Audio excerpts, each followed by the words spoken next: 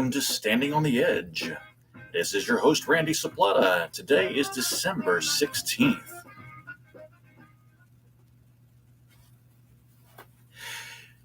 Today we're going to talk about history repeats itself on the edge of the coin. And we also have the topic of history repeats itself again during Think Like the Rich. And today's personal story will be, when will I finally finish the lesson? Finally, we'll finish off the show with what would happen if, as always.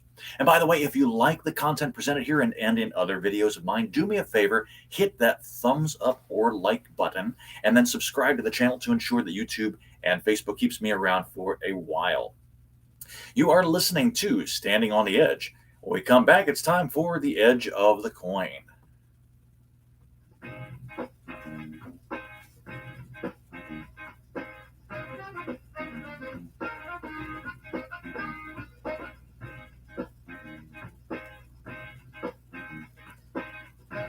And welcome back to the show. The Edge of the Coin is brought to you by CS Media Group. We provide the outstanding talent, you get the extraordinary entertainment. The Edge of the Coin is a segment that shows us a way of opening up our mindsets to allow us to explore both sides of any situation. We're going to jump right into today's topic, which is history repeats itself. Now, I know that everybody has heard this saying at least once in their lifetime. History repeats itself. I get it. History repeats itself so many ways that it's just almost cliche to actually go ahead and say anything about it.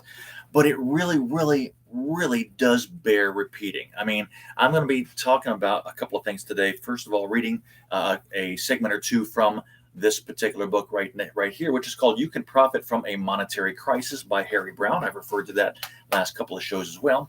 And then I've got yesterday's copy of the Wall Street Journal also that brought up some very interesting articles that I wanted to go ahead and kind of touch on as well. So we can go ahead and get into that. But history repeating itself is the segment that is talking about, or the category that we're talking about right now. And the funny thing is that nobody seems to learn from it. We're going to go ahead and get more into that one later on as well. But history repeating itself is just one of those things that we really seriously every day have to go back and look at. I mean, I know when I was in high school and I was in college and I was taking the history classes, there was so many times I'm going, do I really need to know this stuff? Do I really need to know what's going on? Well, the funny thing is that I've heard it also said, and I have come to believe this, that history is written by the winners. History is written by the winners. You never hear any history about people that lost, well, except in the Bible, for the Jews. And that was pretty much about it. I mean, everybody else, and even the Jews a lot of times had a slant on their own winnings when they were doing that. But you very rarely hear anything about the losers or the bad parts of history or anything of that nature. I mean, we got into a little bit of hair in this country by remembering the Civil War, mainly because it was still not that long ago. I mean, it's a little less than 150 years ago, and it was a serious terror in our country. But beyond that, we really didn't learn too many lessons because we're still fighting the same fights. We're still fighting having the same arguments. We're still trying to produce the exact same solution that we've been trying for actually over 225 years, and it's just not working at all. What do I mean by that? Well, we'll get into that here in just a few minutes, okay? But I want to go ahead and start off with, like I said, yesterday's Wall Street Journal, because I'm noticing here that first off, the big one that I'm looking at is that there's a new data that bolsters Pfizer's pill for COVID-19, and that's the actual one of the articles that's in there, and it says the antiviral under review by the FDA cuts the risk of hospitalization and is effective for Omicron. Now, the interesting thing about this is that every time there's a crisis, and I mean every single time there's a crisis, you're always going to get the news media reporting the positive aspects for it and trying to downplay the negative aspects for it. At the same time, the people that are trying to go ahead and what's the word I'm looking for, to really get behind the crisis itself or get past it or something like that, they're trying to promote their product, good, bad, or otherwise, as much as possible. And the thing that I want to say that we repeat itself is that every time there's a crisis, every time, the three things that happen the most are the government gets bigger, and this is everywhere in the world. It doesn't matter where it is. The government gets bigger. The second one is that taxes or somebody says, hey, we've got to go ahead and fund something to be able to help along with this particular crisis. And thirdly, you have people in the medical and the arms dealers fields jumping completely on the bandwagon from day 26 before it actually started, knowing that something was happening. It's almost like the government wanting to get bigger is saying, hey guys, by the way, we've come up with this brilliant new idea. We're going to go ahead and push out a new crisis coming up in the next 2 weeks. It's going to be along these lines right here, whether it's going to war or it's a new strain of virus that's coming out or something like that. And guys, we really need you to come up with some examples really, really, really quick. Now, what am I talking about here? Well, at the moment, I'm talking about the Omicron virus, okay? And like I said, the new data bolsters that the Pfizer's pill works for COVID-19 and is effective against Omicron. We only just saw the Omicron appear less than 2 weeks ago. How do you know the day after it appears that your shots are effective against this virus? And then what's even funnier or more ironic, I suppose you should go ahead and say, what's more ironic is that even if it's more effective or just as effective, why do you still have the hospital saying we have people coming in and they're overloading us and they're dying? They are dying from this particular virus because of the Delta variant and the Omicron variant and the Beta variant and whatever it is. I mean, we're probably going to end up with about 26 or 27 variants of the exact same thing. And if you look at the same exact data, you're going to notice that it's really not being reported the way that's being reported, if that makes any sense. The thing that I'm talking about here is that a lot of people are saying, well, yeah, there's hundreds of thousands, if not millions of people dying from this particular virus. Okay, I understand it's a virus. Viruses are not fun. Viruses are very contagious as well, and they can be dangerous. I get it.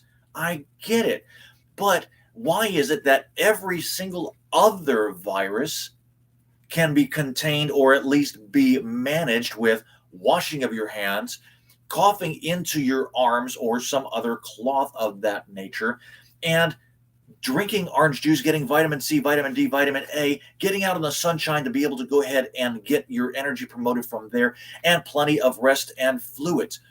Why is it this one is so different? I don't understand. What's even more interesting is that if you take a look at the exact same numbers that the governments are promoting, so to speak, which is that hundreds and thousands of people are getting sick, and that's how it really is promoted for the most part. Hundreds of thousands of people are getting sick every single day. Okay, hundreds of thousands of people are getting sick. That's an interesting thing. But how many people are actually dying from that same illness? Well, let's take a look a little bit further. What else do these people have that is maybe possibly being misdiagnosed as the COVID-19 virus of any sort? Well, the people that are dying are the people that are always dying. They're dying of cancer. They're dying of heart disease of some sort. They're dying of high blood pressure. They're dying of lung functions. They're dying of diabetes. I mean, there's all kinds of other stuff, and they're just lumping most of the time the fact that COVID-19 just happened to have a factor or may have played a factor into these people dying. And then if you take a look at the government statistics, every single government statistics, you will notice that there is not one government in the world, not one, that has lost more than 3% of people to this virus. Period. Not more than 3%. In fact, it's a big stretch to say they got 2% of the people that have been lost to this virus. Now, I get it. Even 1% of your population can mean a huge reduction. I get it. I am not trying to say that I don't agree that I disagree that this is a light thing and should be blown over. No, I don't believe that at all. What I am saying is that if you're taking the same statistics and saying we've lost 100,000 people due to this virus, and this is less than 1% of our population, yeah, it's a big thing. Okay, I get it. But 1% of the people that were going to die anyway, I think you're really pushing things a little bit too far. History repeats itself. This happens over and over and over and over again. Even in the Revolutionary War, George Washington had a vaccine mandate for his troops against smallpox. He wanted to make sure that they were going to be healthy enough to go ahead and fight in the war. What did that do? It made sure that a bunch of people were able to die. The exact same thing. It's just that now, instead of dying from smallpox, now they went ahead and died from gunshots and from flu and from measles and from everything else that happened to be around that they might or might not have had any kind of exposure to prior, or they might or might not have had any kind of vaccines from or help from or anything like that. And worse of all, they probably went ahead and died from sepsis or septicemia. That's what it is, where the hospital triages on the battlefield just could not go ahead and keep up with the wounds. So they would go ahead and chop off limbs left, right, and center, and then go ahead and wrap them up, throw them all in together with the people that were ill and not ill and bleeding to death, and so on and so forth. And you just had a massive reduction in your population, plain and simple. But not from smallpox. So now here we are. We've got history repeating itself again because we have to quote have a vaccination, and now it's not just being mandated by just the people that are fighting, the people in our armed forces. It's now trying to be pushed against every single person, period, in the United States that is a citizen or a legal resident. Not for the illegal aliens. They could care less because, quote unquote, they're not planning on staying here. Therefore, they don't need to be vaccinated. They're just going to move along. You know what? I got news for you idiots in Washington. And yes, I did call you idiots, okay? And that's because, and I know there are some people that are not, but most of you seem to be falling under that category right there. So the idiots that are running into this particular category of, oh, they're just moving on. Immigrants never move on when they are accepted into a certain area. Why? Because they've gotten away from something worse in their minds, in their opinions. They never move on unless being forced to move on. How do I know this? Because I have been in that particular situation, not necessarily as an immigrant, but in trying to go ahead and move to different countries and stay in different countries as long as I could. If I had a chance to go ahead and stay there as long as I could, legally or otherwise, I would have done it. And I know every other single person would do it, especially if they have no other choice. History is repeating itself, okay? Here's the big takeaway that I want you to remember too before we go ahead and move into our next segment, which is basically this. If history is repeating itself, why are so many people ignoring it? Something to think about. Definitely something to think about. You are listening to Standing on the Edge. When we come back, it's time to think like the rich here on Standing on the Edge.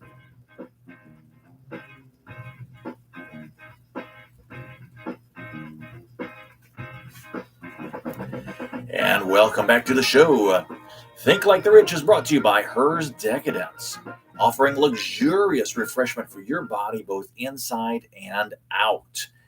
you need to go ahead and treat your lover and your body to a bit of luxury from hers, especially since we got some last minute holiday gifts coming up that I know people still need to go ahead and purchase. You can find out what's available by emailing Heather at hersdecadence@gmail.com.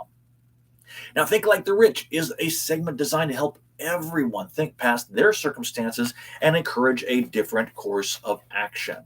Today's topic: history repeats itself again.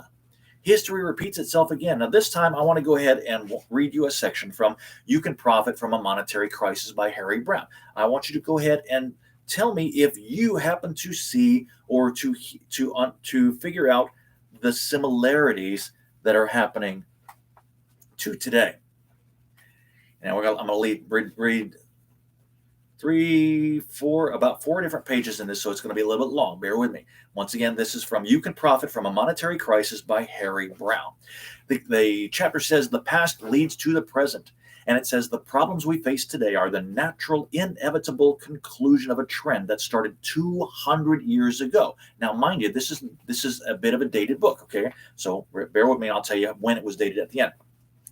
The economy of the United States has never been free of governmental intervention, no matter how no matter how much some people may romanticize or criticize the laissez-faire conditions that supposedly existed during the 19th century.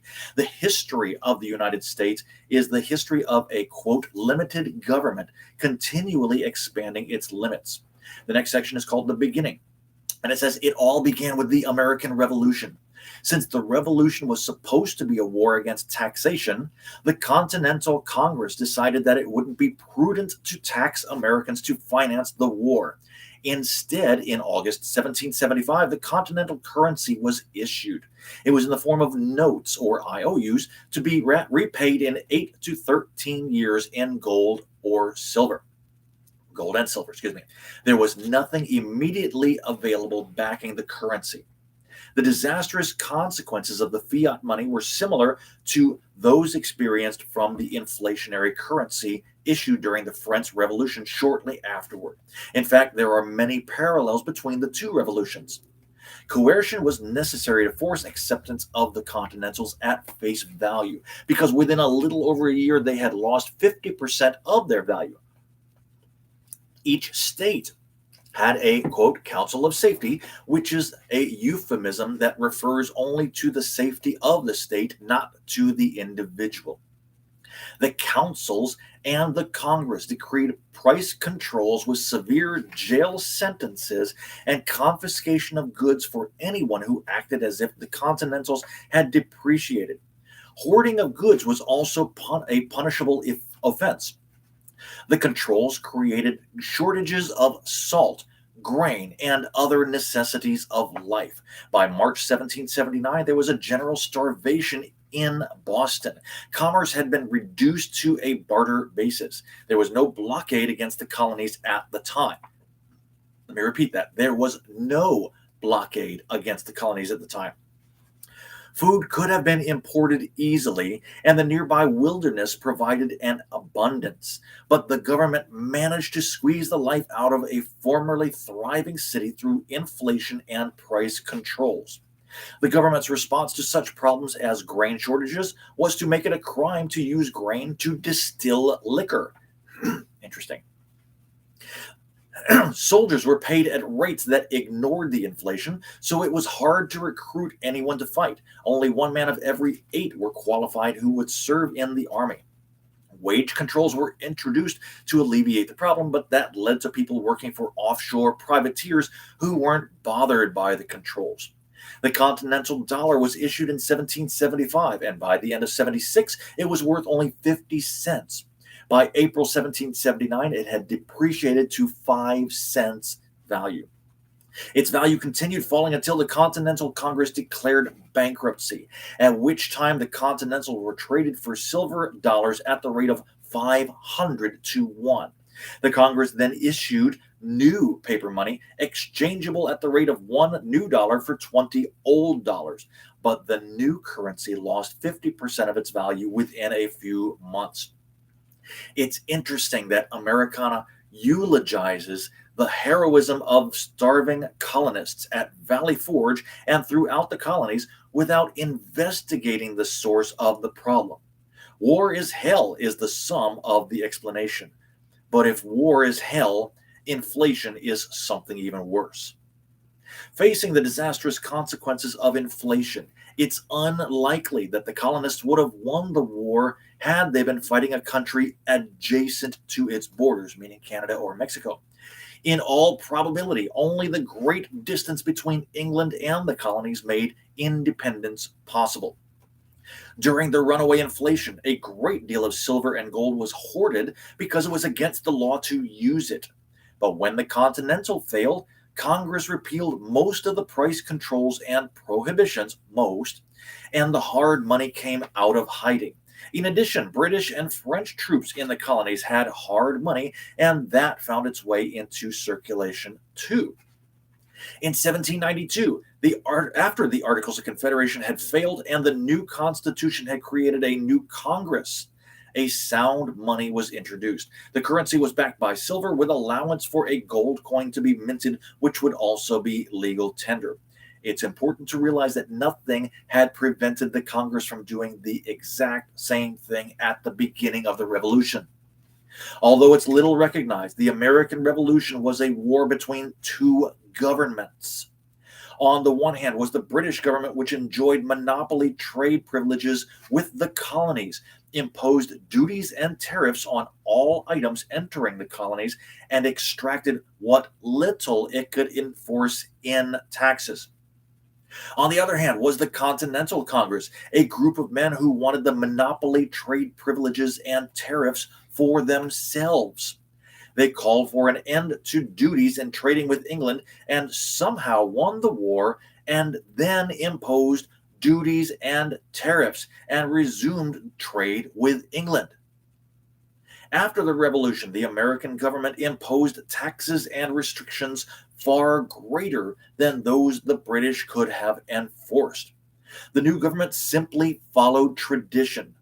Controls and intervention were nothing new. It had always been common practice throughout the colonies to regulate by law the price and the quality of commodities like bread, meat, bricks, firewood, and leather, fares charged by public conveyances, storage and wharfage rates, and fees for such public services as corn grinding and slaughtering, licenses, fees and wages of millers, carmen, porters, draymen, and smiths, prices of food, drink, and lodging in taverns, and market practices in general.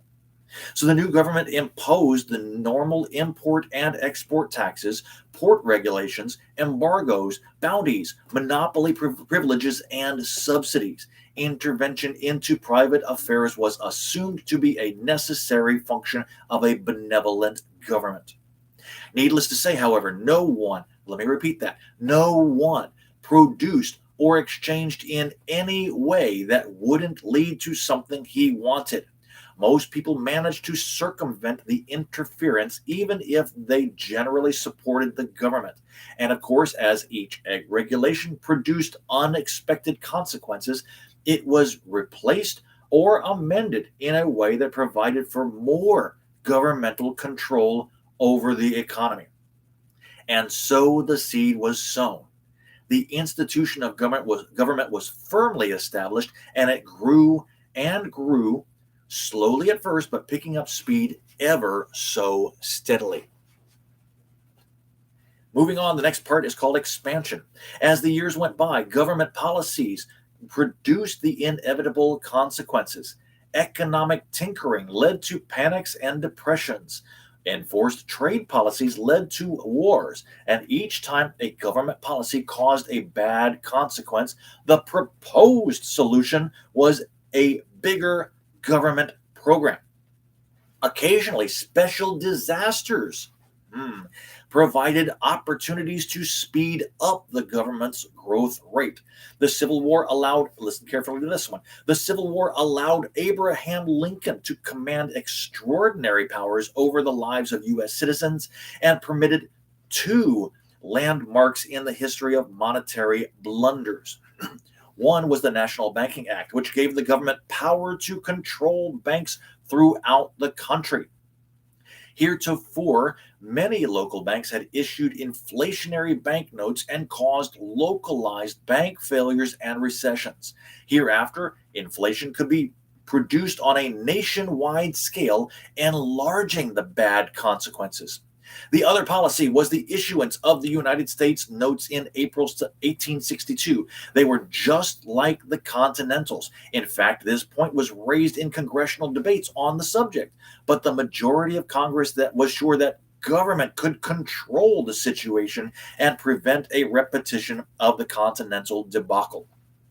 One argument against the note issue was that it would open the door to more such issues until the nation was drowned in paper money. The proponents argued that necessity required the one issue and that it would never be repeated.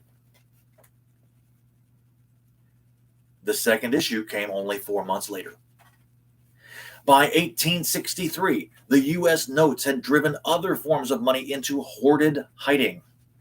Gold and silver stopped circulating. People spent the U.S. notes instead because they were rapidly depreciating. Within 4 years, retail prices had doubled, and the price of gold had risen 185%.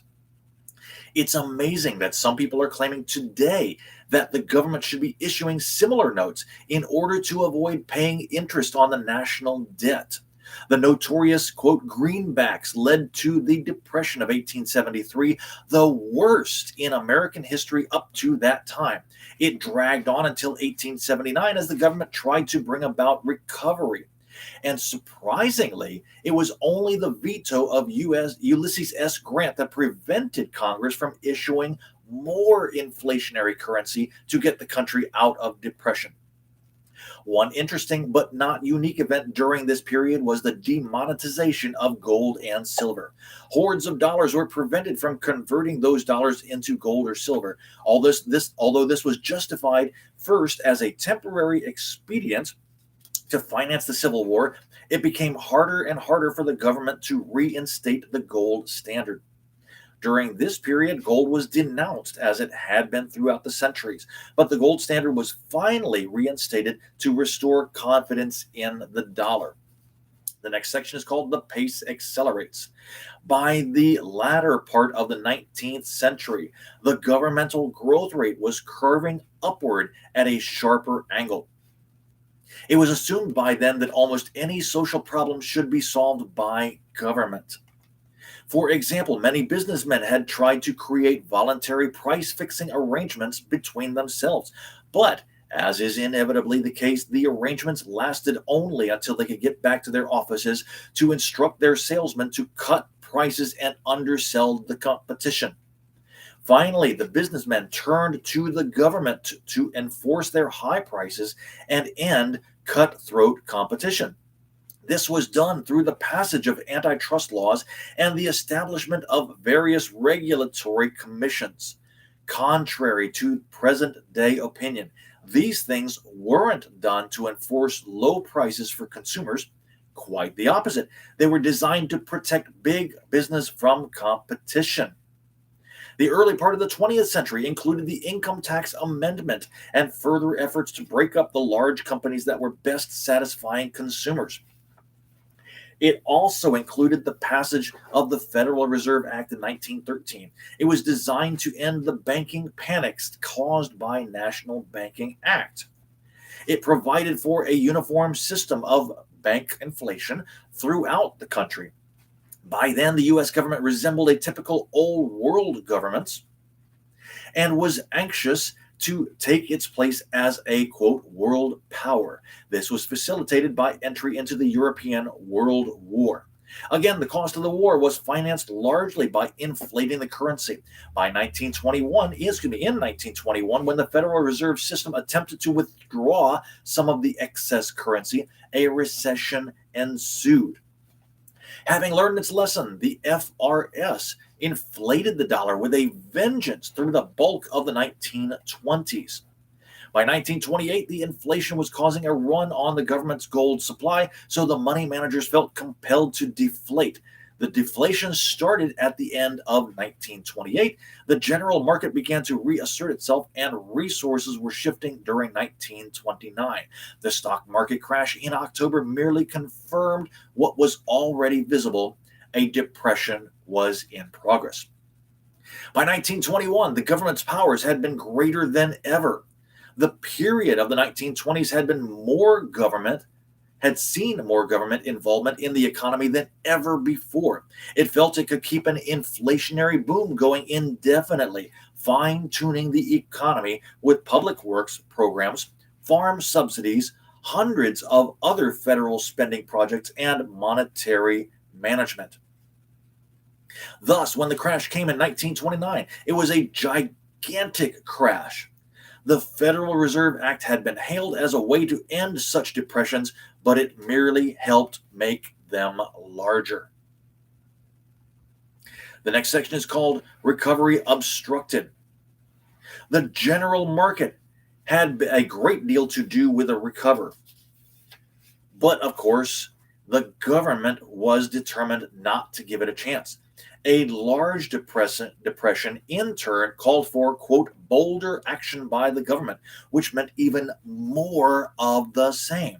President Hoover used the opportunity to initiate many of the powers he'd been calling for during his political career. He was anything but the do-nothing president that legend has made him. Franklin Roosevelt berated him for creating a swollen bureaucracy.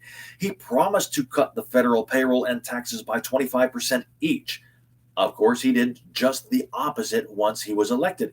He launched expensive and expansive programs and experimented with every kind of dictatorial control over the economy that his advisors could think of.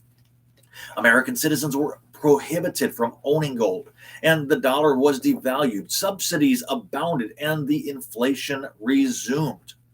As a result, the Depression dragged on through the 1930s. Many people think that the Depression ended in 1933, but the unemployment total was still over 9 million in 1938. Others think the Depression ended at the beginning of World War II, but there was only two groups of people during the war. One group was living in foxholes, which are certainly depressed areas. The other group was at home, possibly making more paper money than ever. But there was nothing to buy with the money. You couldn't get new tires for your car or even a new car. You couldn't get much meat, sugar, gasoline, cigarettes, or any of the other things we take for granted as necessities of life. Those who were piling up paper dollars during the war expected to have great wealth when the war ended. But by the time production of consumer goods had resumed, the dollar had lost 35% of its pre-war value. Once again, the government had financed a war with inflation. The next section is called Technology versus Government. As wartime controls were lifted, the new boom period started. Technology was somewhat free to cater to consumer demands, although still hampered by governmental programs. American standards of living resumed their upward curves. Since the Industrial Revolution, technology has expanded at a rapid rate. This growing technology, the ability to have machines perform the greater part of a man's work, has expanded the productive capacity of the nation by geometric proportions. One could almost tolerate the government's attempts to divert some of that capacity to wasteful programs, but no government will be contained. It always breaks through its bonds to expand its sphere. After World War II, the U.S. government enlarged its interest to promote the general welfare of the entire world. Great amounts of American resources were shipped out of the country. No nation can tolerate that kind of waste. The losses are irreplaceable. The gold supply was drained, and the economy became more and more dependent upon government subsidies at home. Most of the spectacular, quote, recoveries of the Western European economies resulted from never to be paid back investments by the U.S. government. The actual spending of the money was directed by the governments of nations involved. And so those economies are now built upon sand, just as the US economy is now. And the consequences there may be even more tragic. Trend unbroken is the next section, and very close to the end of what I want to read. Throughout American history, each president has played his role predictably without interrupting the overall trend. Public attitudes about history tend to be cloudy and misconceived. For example, John Kennedy is remembered for his, quote, bold new plans, even though Dwight Eisenhower did as much as he to increase the size of government. Every president has felt it to be his duty to enlarge his government. There are those who feel that America would be quite different today if it wasn't for Franklin Roosevelt, but they just don't see the irresistible trend. There's absolutely no reason to believe that things would have been much different had Herbert Hoover been reelected. The man in office at the time simply jumped aboard a bandwagon that was moving at top speed. Excuse me. The history of U.S. governmental intervention was once one of turning local problems into national problems. Now, even those have become international as the governments of the Western world have banded together, hoping to overcome their mutual weaknesses. But through it all, no human being produces or exchanges unless he believes it will lead to something he wants, despite the laws, despite the regulations, despite the mutual assistance pacts. And intelligent people all over the world are rushing to get rid of dollars and other weak currencies. They grab silver, gold, diamonds, less weak currencies, anything they believe may give them a chance to preserve what they've worked for. The general market is energetically reasserting itself, and governments are running out of the steam necessary to fight it. More and more, their weapons are reduced to pronouncements, empty threats, and new agreements between governments. The present. We already we are already in the final stages of this inflationary cycle. It has reached the point where it doesn't respond to fine tuning anymore. The elaborate structures the government is trying to protect are becoming more and more vulnerable to the slightest mistakes. Much has been said about how close the United States came to a banking panic and stock market crash in 1970. These incidents have often been cited as proof that the crashes and panics can be avoided. To me, meaning Harry Browne, to me, they're proof that the system is so shaky that it was saved in each case only by the best luck imaginable. And I don't wish to be dependent upon such a vulnerable system. Obviously, it's no longer a question of when. The answer is now. But rather, how bad will it be? You don't need to be reminded of the dollar's drop of 30% against stronger currencies, the worldwide flights to gold and silver, food shortages, skyrocketing prices, disasters like Penn Central, Lockheed, Franklin National Bank, and the credit crunches of 1970 and 1974. The worst part is that the government is flirting dangerously with runaway inflation. The built-in spending programs of the government mean that there's practically no chance of budget reductions, deflation, or even a let-up in the constant expansion of inflation. Further, the US dollar is no longer backed by any precious metal. The government refuses to pay out gold to anyone to exchange for dollars. Of course, if it did, it would quickly lose its small hoard of $11.7 billion, that's with a B, since there are at least 9 times that much in dollar claims against the gold held by nervous central bankers throughout the world. What we have seen in recent years is just the beginning. There are millions of economic mistakes the market must liquidate. The dollar has a long way to go downward before it reaches a realistic level relative to its gold content. If the mistakes accumulated so far weren't bad enough, consider the fact that the government is doing nothing to change all this. Quite the contrary. It is talking about free medical care for everyone, guaranteed annual incomes, more aid to underdeveloped nations. Things aren't getting better, they're continuing to get worse even before the crash comes. Now, that was once again in the book called You Can Profit from a Monetary Crisis by Harry Browne. It was chapter 14, most of chapter 14, from pages 103 until 113. 10 pages right there. It goes on to say a lot more beyond that. But this book, this edition of this book, was written in 1975. 1975. And it still parallels everything that has happened since then to a exact T. It parallels it, and history repeats itself again. It's like it was written last year in the way that everything has basically been talked about again.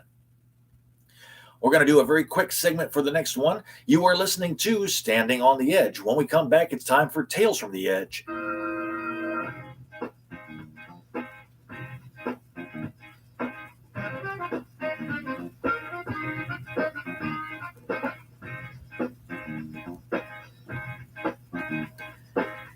Welcome back to the show.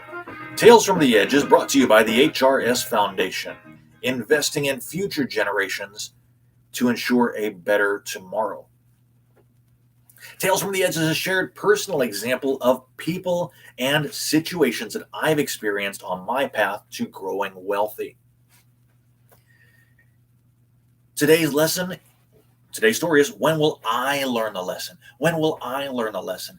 Well, I can only talk for myself on this one, okay? I mean, there are a lot of people that have talked to me, have said the same thing, and I know there's a lot of people out there that think a lot of the same ways that I do as well too. But when it comes right down to it, we can only be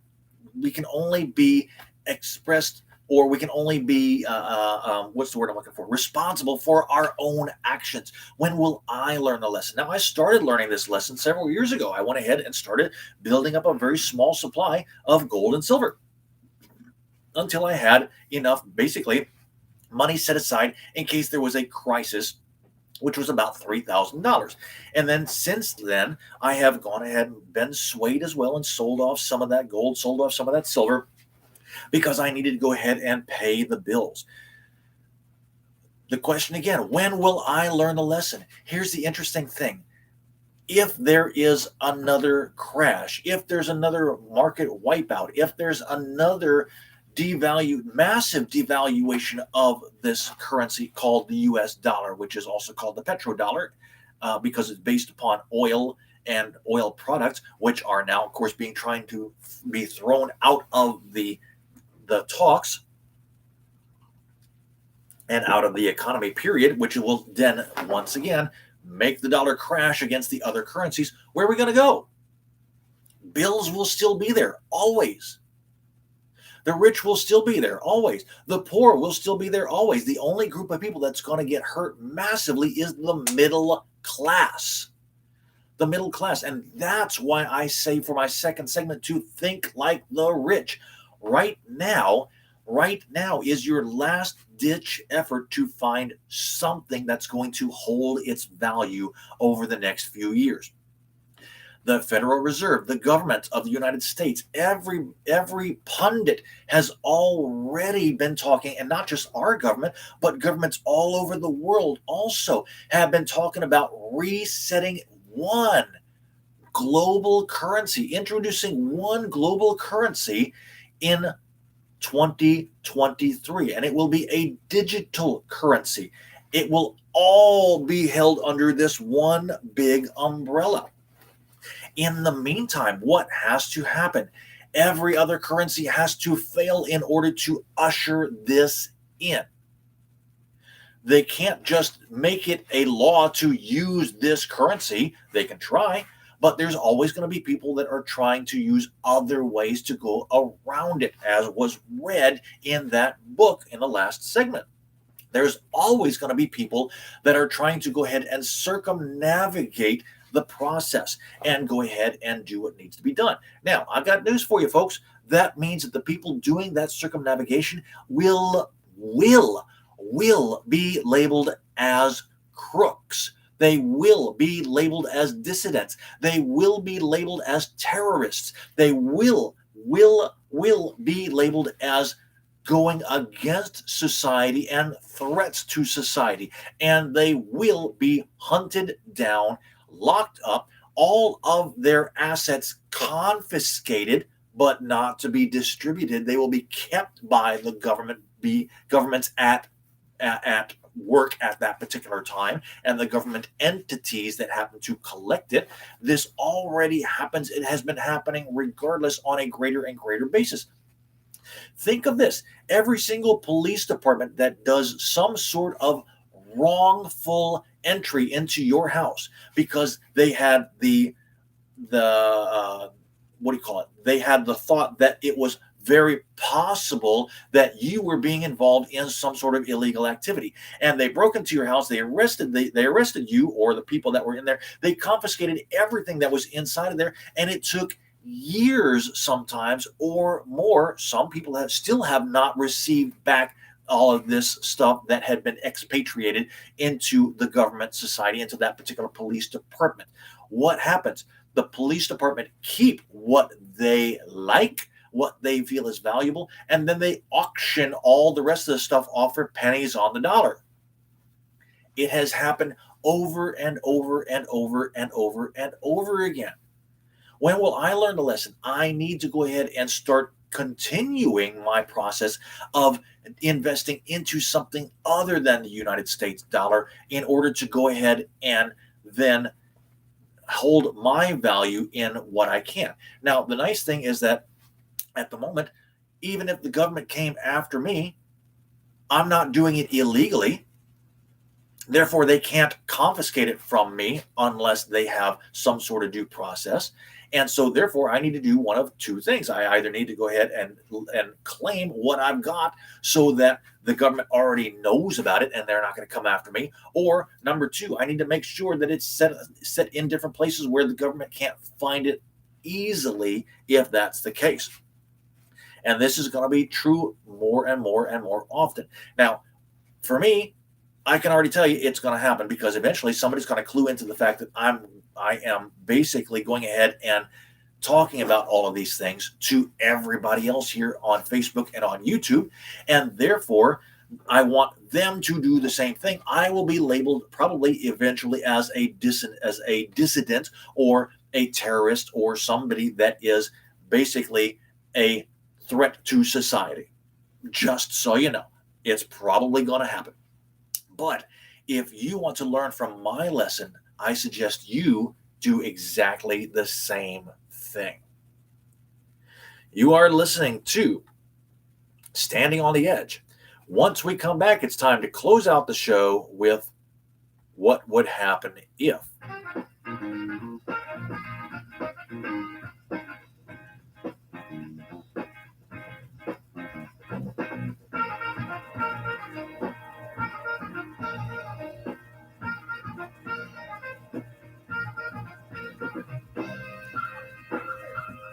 And welcome back to the show.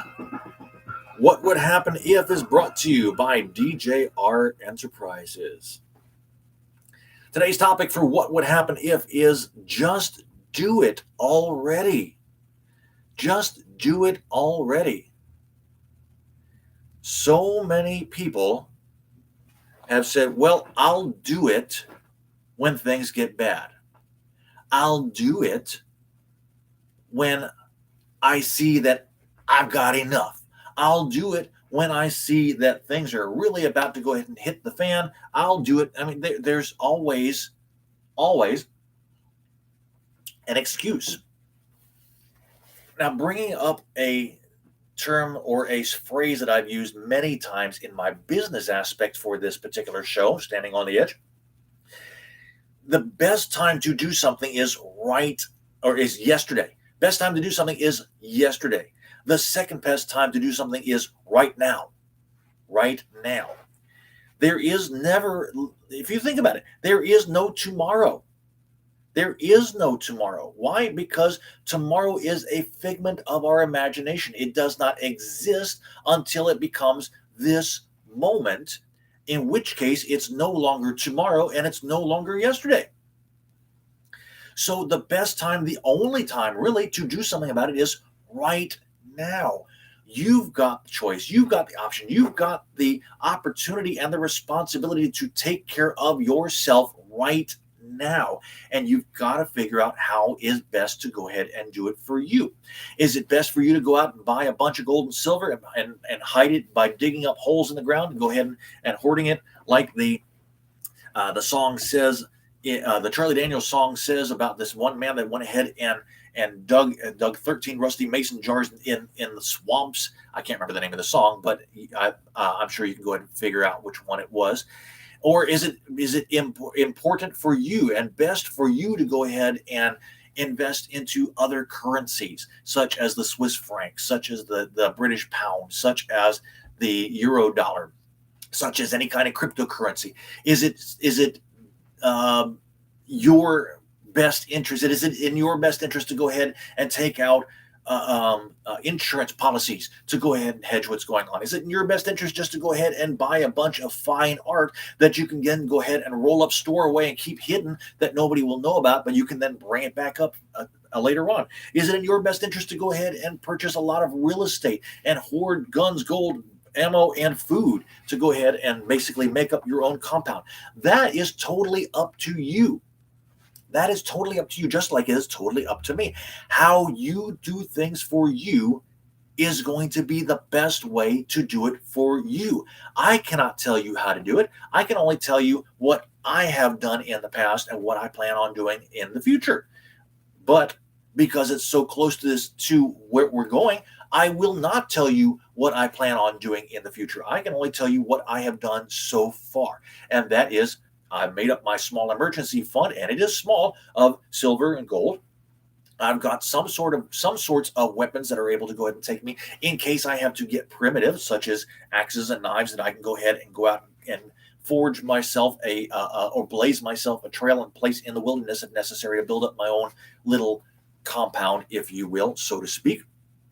I've gone ahead and started building up building up my supplies of excess food, which is not really that excess, but at least it will keep me going for a little while to go through this from there. And I've gone ahead and started building up supplies of different things that I know are going to be barterable in the near future if things happen to crash. If they don't crash, if they don't get worse, if they get better, I'm in a better position myself anyway because I've already prepared regardless. And therefore, I have less to purchase later on once restrictions start loosening up. Restrictions will loosen up eventually. But right now, I don't foresee it happening anytime soon. I don't see it happening for at least another 9 years. That's a long time to go. Have your preparations prepared you for 9 years of hell? Have your preparations prepared you for 9 years of bigger and more governmental intrusion into your life? If they haven't, you got basically one last chance to go ahead and do it, because we don't know when this window is going to slam.